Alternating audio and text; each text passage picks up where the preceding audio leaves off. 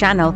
I hope you're all doing fine. As you can see, I have my cat assistant with me, and I've started up some new projects. This is, I do believe, the hat I'm knitting for a scarf I already have.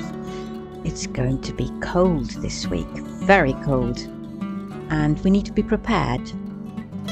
And so I'm working on this, and it's getting along, as you can see. I'm wearing the scarf on which this thing must match, and it's a quick project, and I like that.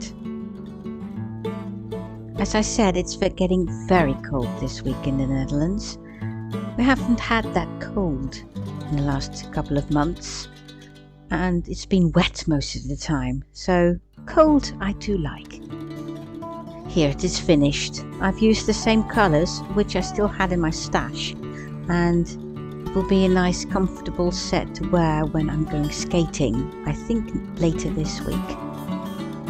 And when I drove to pick up some skates for my son, I saw this beautiful winter sky in the evening.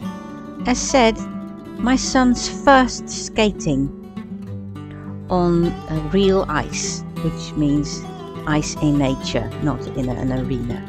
He's doing quite well. This is his first time. I'm so proud of him.